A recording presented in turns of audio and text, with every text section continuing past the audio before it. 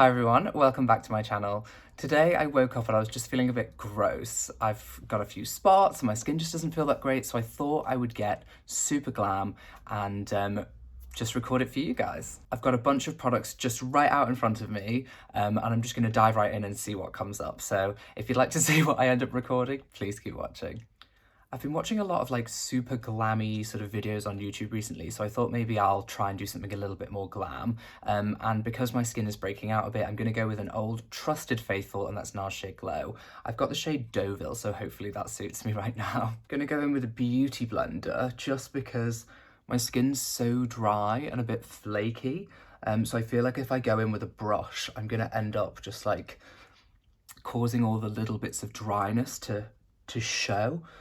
As the beauty blender is damp, I feel like this sort of melts over. I don't quite want to mask, but I do want to have a little bit more coverage than I would necessarily normally do. To be honest, it's quite amazing how this foundation works, like, especially with a beauty blender, you can see why it's a foundation of choice for a lot of makeup artists, especially sort of like red carpet or even bridal makeup artists, because it just makes the skin look amazing. The same with beauty blenders, really. I use a lot of brushes because sponges aren't super sanitary unless you're going to use one for one person only, but it really does create the most beautiful finish. I'm going to go in with a bit of concealer just where I do have the spots and to up the coverage. I will do under my eyes first. I'm not sure what I'm doing with the eyes. Maybe this will be a big mistake. Because I'm going slightly more glam, I do want to amp up this amount of concealer more than I might normally use. And obviously all over my spots.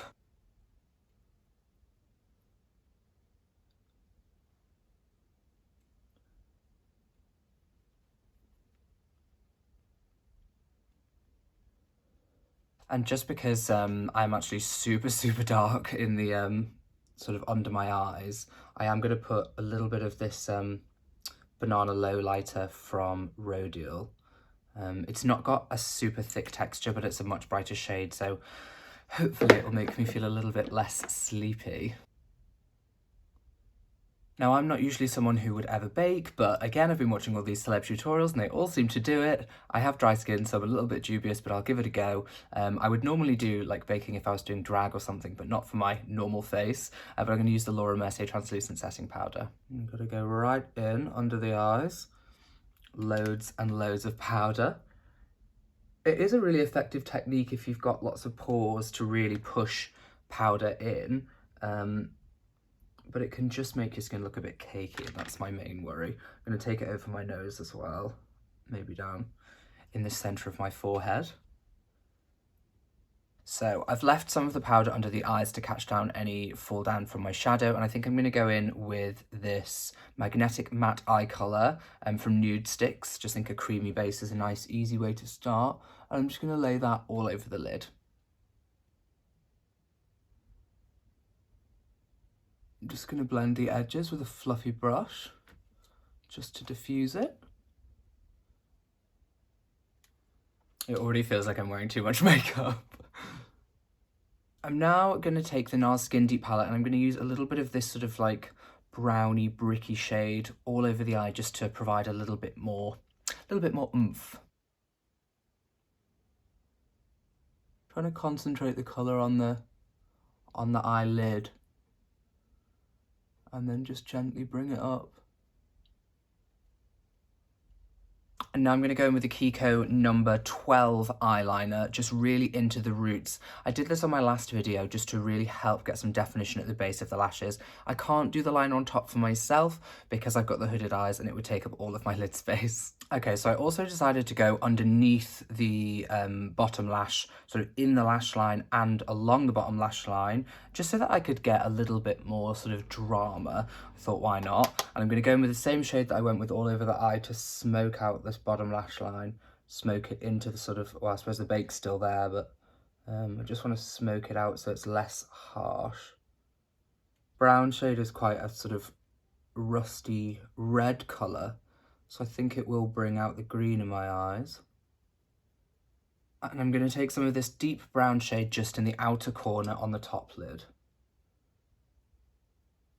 At this point I feel like an absolute raccoon, but I've just got to trust in the process. Sometimes these sort of smoky eyes and the heavier looks do end up looking a little bit mad until you get to the very end, so do bear with. I've also got this gorgeous eyeshadow from Burberry. I think it's called Nude 002. It's their wet and dry shadow, and I'm just going to press that across the eye. It's sort of like a gunmetal shade. It's really, really beautiful.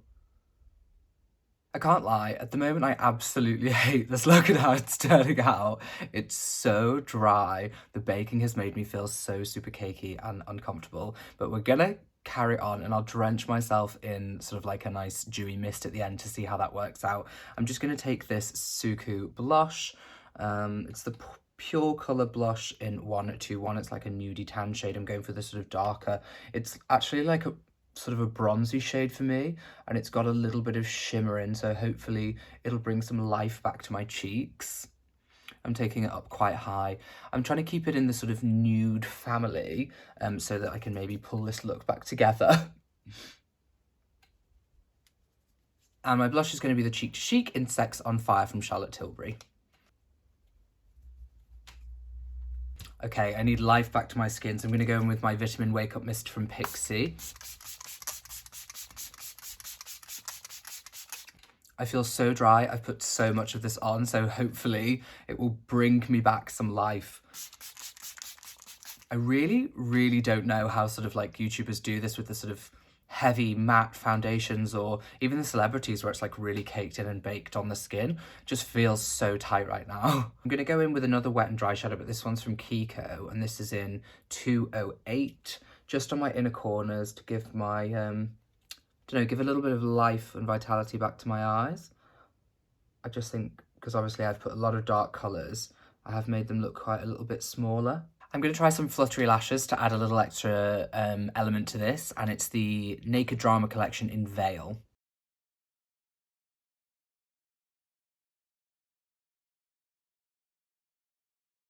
These are much bigger than expected.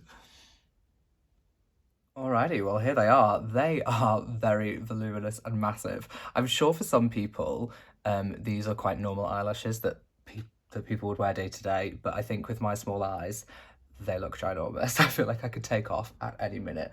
There's no denying they're really, really beautiful, but I think maybe a little much for me. I'm also getting like a lot of watering just because I've used so many products on my eyes. I've got the lashes, I've had the liner, like my eyes aren't used to this at all. So hopefully it doesn't all start dripping down my face. For lips, I'm going to go in with a shade from one of my pro palettes. I'm just going to be taking it out and using it on a brush, and it's the shade 901 from Kiko. It's sort of nice, easy brownie nude. And I think will sort of give me a sort of monochromatic look. I'm also full on crying now from the from the lashes and the lash glue, so this eye makeup is not going to hold on for very long, I think. Gonna pop a little bit of strip down pencil from MAC just on around the edges to give myself a little more shape. I'm going to try and overline it like I see everybody else doing. To me, when I see this, I always think like it's so very obvious. Like even the big celebrity makeup artists, they're just drawing huge lines around people's lips, but I'm going to give it a go.